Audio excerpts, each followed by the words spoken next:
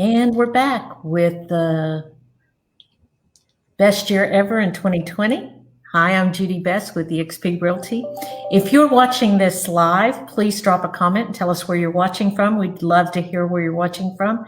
And if you're watching this on replay, drop a hashtag replay and answer the same questions we're asking our live audience. As I said, I'm with eXp Realty. The offices I work out of are on 10515 Markham. And I help people buy and sell houses. But this show today is about bringing you value of how to have your best year ever. I know we're all asking the question, is this our best year ever? Well, it doesn't matter whether it's your best year ever or if we make 2020 the best it can be. So that's our goal, is to have our best year ever that we can have amidst everything that's happening. Today, my guest is Kymberlyn Lacy. Kymberlyn and I met 3 years ago, and she's been, we haven't been together much, but we've stayed in touch. She is the founder of the International Flair Designs interior design firm, and she does a great job with effective leadership skills, organization management, and strategic partnerships. So, and she's helped do those with a bunch of top brands, including the Pottery Barn, Verizon Wireless, Hilton Hotels, Williams-Sonoma. That's just some of them. Plus, she is a philanthropist. How do you say that? Philanthropist. There we go. I got it out. And she mentors young interior designers and more. So we're excited to have us with her today. Kymberlyn, whatever I messed up, say hi and tell us some more about you and your place in Little Rock. You're fine. I think you did great. I think our bond came from picking. You're working on a historic house. Yes. And then I sent you over some historical paint colors, and so from there, I guess that was our connection. Yeah, I met you at a networking event. I met you at a networking event and invited you over to our first flip house on Chester in the historic neighborhood, and we talked paint colors. Absolutely, we did. So, right. Today we're going to be talking about making your home or your work office, whether it's at a business or at home, a protective area for you. And Kymberlyn has some very specific tips for us. So let's just jump right in that. If you have any specific interior decorating questions you want to ask Kymberlyn and you're watching live, definitely drop them in the comments and I'll ask her them before we wrap up if we have enough time. And if you're watching this by replay, go ahead and drop them in and I'll make sure that Kymberlyn gets you answers. So what's your first tip for creating a productive place to work?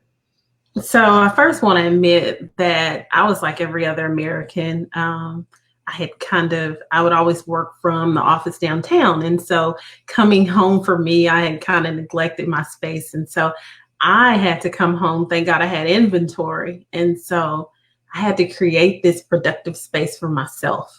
And so my first tip would be organizing and clearing out all the clutter. For me, it was like a whole lot of old tax documents, had to call the accountants, like, how long do we need to keep this stuff? And so shredding papers or digitizing those business cards. And I know we get a lot of them. And now's the perfect time, since we have the extra time due to COVID-19, is to create a digital footprint. So ask yourself, do I even really need this paperwork? Or do I really need this item? Have I used it within the last year? And so that would be my first tip, Miss Judy. So digital footprint, that's not a term that I'm familiar with. So would that be scanning in your documents? Is that what that is? Not necessarily. So you want to make your documents, just like when we onboard clients, we've been using a paper form. And so there's a platform called Typeform, and there's many other ones that we used. And so we took the document and just made it a digital document. That way we can email it to our clients, we can text it to our clients.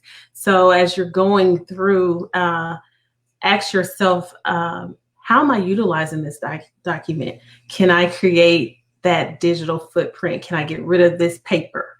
Do I have to hold on to some? Yeah. And so that's an area that we focused on, the paperwork. It could be you have too many books. Do I need to gift this? Is there such a thing as too many books, Kymberlyn?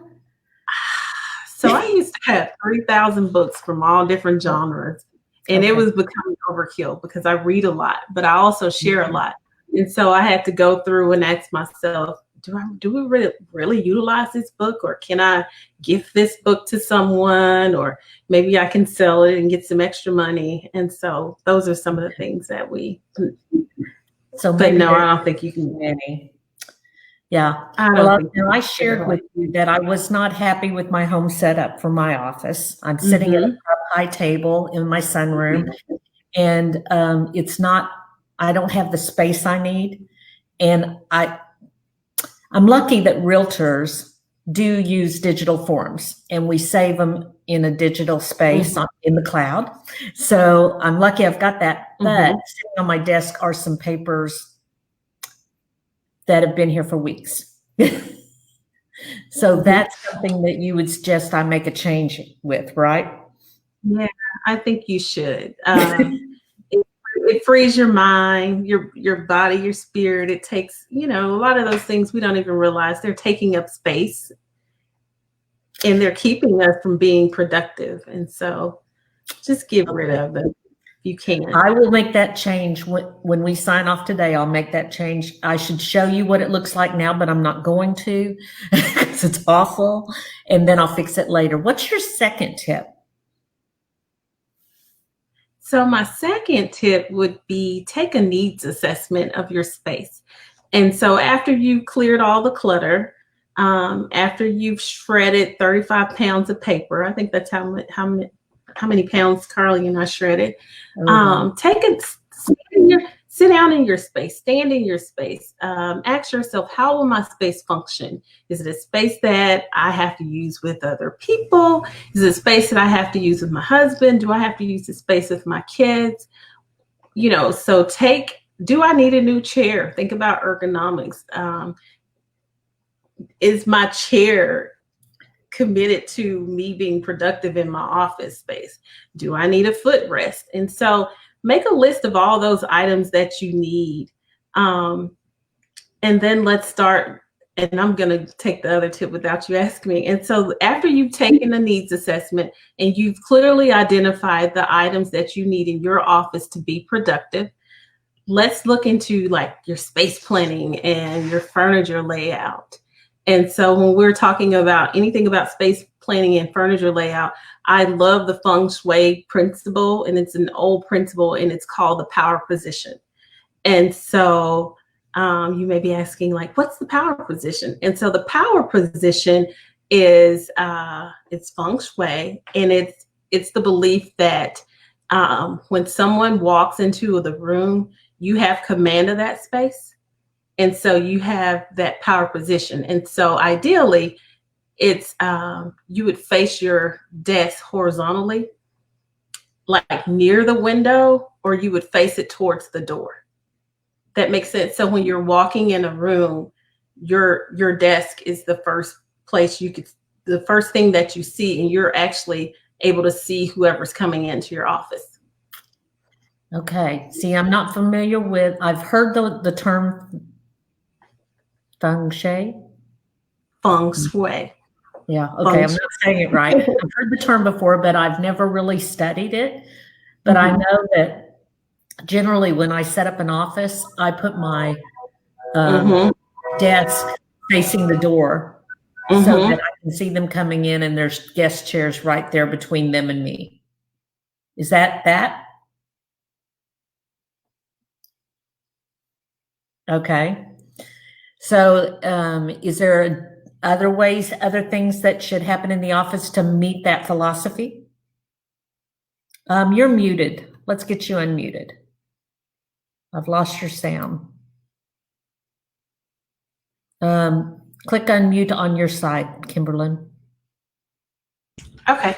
There you Sorry. go. You're back on. Good. I don't know but yeah, and so the next principle would be to the psychology of color. And so I've gone into offices that I've redone, and red was their favorite color, and they had their office space painted an intense red or a very intense orange.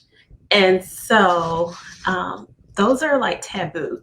And so red is a color that's used in a lot of restaurants. McDonald's, you even use it in their branding and their logo. And so it creates that sense of urgency, or I want to have this, I want to eat. But in your office space, you want to go with colors such as whites that are pure, that are clean, that usher in that presence of a sanctuary space, if that makes sense. Yeah. You want to bring in colors of blue, which means I can trust you, not like a bold blue, like a gray blue, or I think behind me, I have different hues of blue. And so it's calming, it's serene, blues provoke mindfulness. And believe it or not, some hues of purple, light on the scale of purple, just a little lavender in offices for home office that'll be particularly used for women. It actually provokes calmness. So your purples and lavenders are okay in some senses. Okay, so if you're watching this right now, we'd like to know what color is your office now. So drop in the comments, what color is your office? And if you're watching by replay, #replay, and what color is your office? We just are interested in how you're living.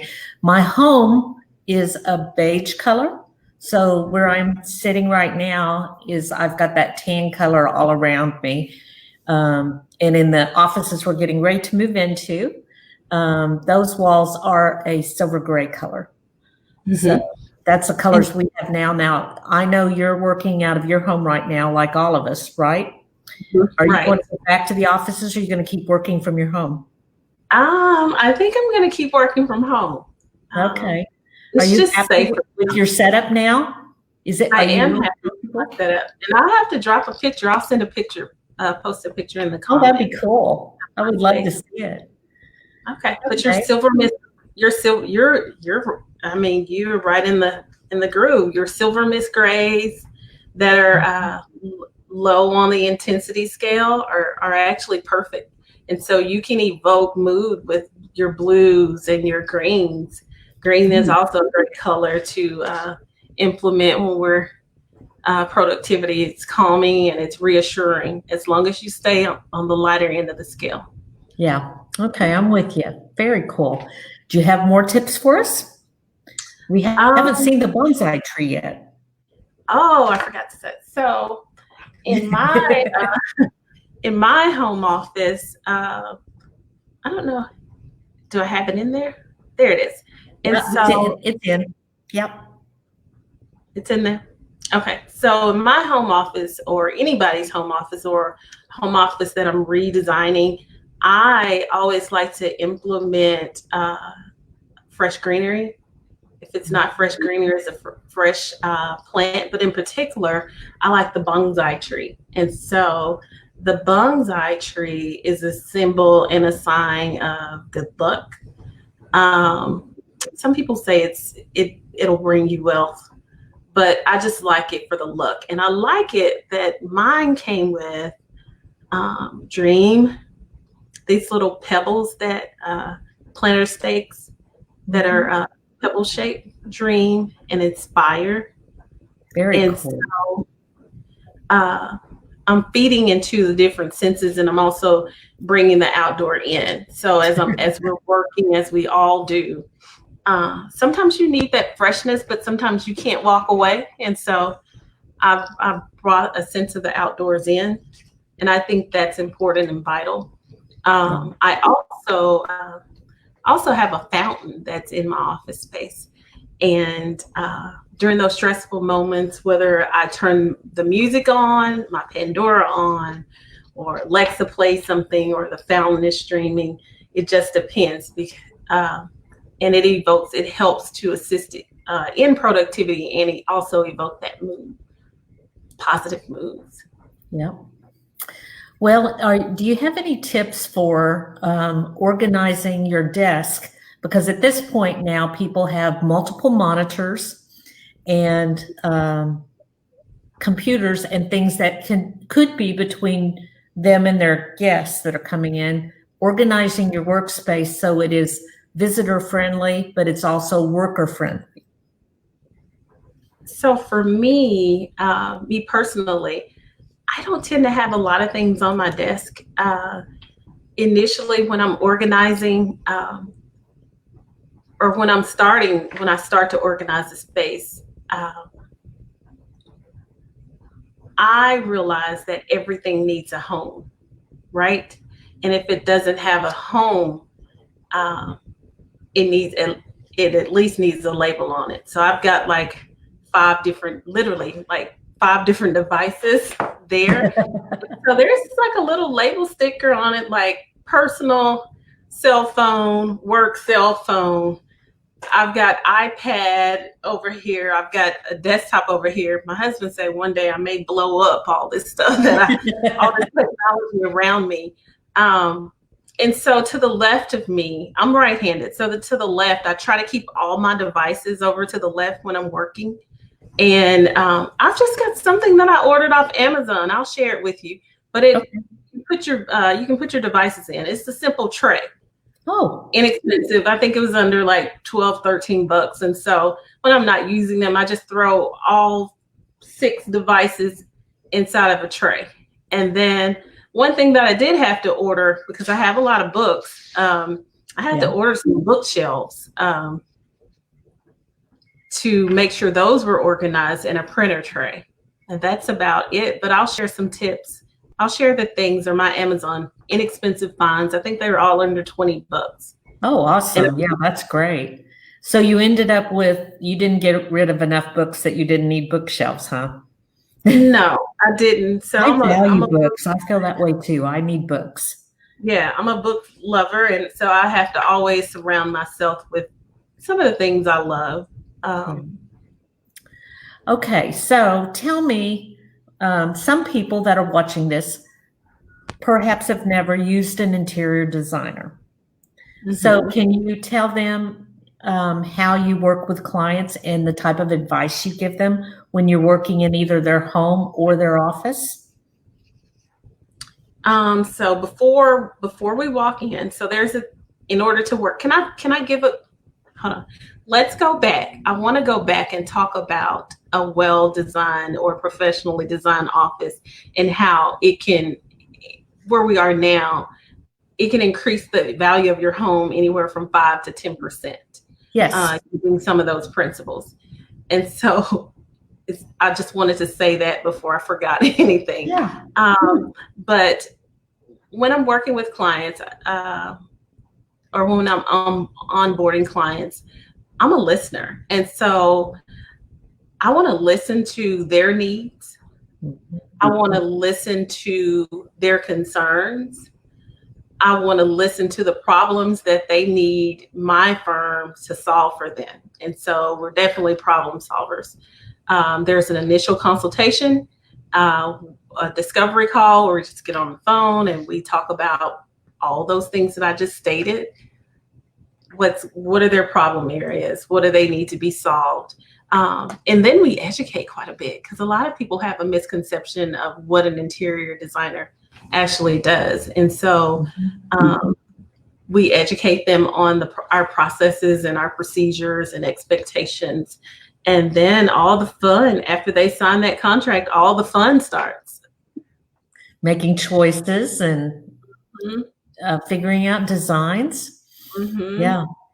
Well, yes, I was one of those people that I was not raised in a home. My mom's watching. Hi, Mom. And we did not have an interior decorator. We were in a neighborhood, an older neighborhood, and but it was a very warm family home, and it was just structured around the way our family lived. And we didn't have We had a black and white TV, then we had a color TV.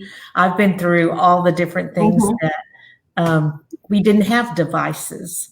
So we never had an interior decorator when I was a kid, but now it's a much more common thing for both office spaces, businesses, and for homes. And I absolutely see the value for having an interior designer come in and help you pick the proper colors, especially in a historic neighborhood, but any neighborhood, for finding the colors that you love and that will show your home off for its very best way for your neighbors to want to come over and play with you.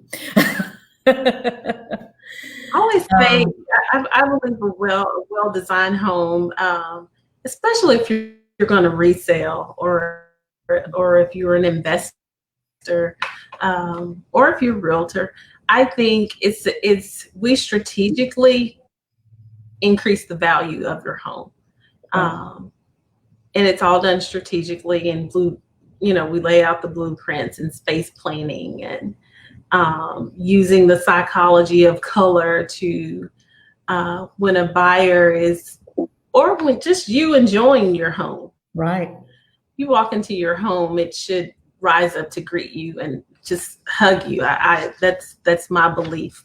And just adding that warmth or that spending the evening, it makes it all special. I always say that sensibility. Just one of the things that I would encourage people to do if they're planning on living in their home, and that's something that we try to create a functional space to where every single day a client is like, oh, I'm home. Yes. I'm sorry, I cut you off there. I didn't know you were still talking. It's slower on my side. What I was going to say is that when somebody is thinking about selling their home in a few years, the best thing to do would be to bring you in at that time and make it a place that you love to come home, and that it's a beautiful home. And then because you should enjoy, I think we're having like a few years before you sell it. Does that make sense?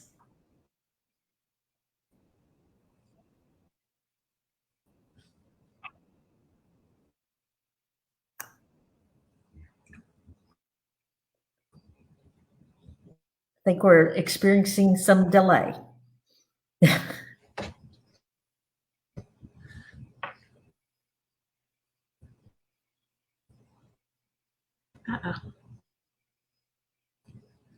Did you have any more tips you wanted to give us before we wrap up today, Kymberlyn? I think we're getting like a little.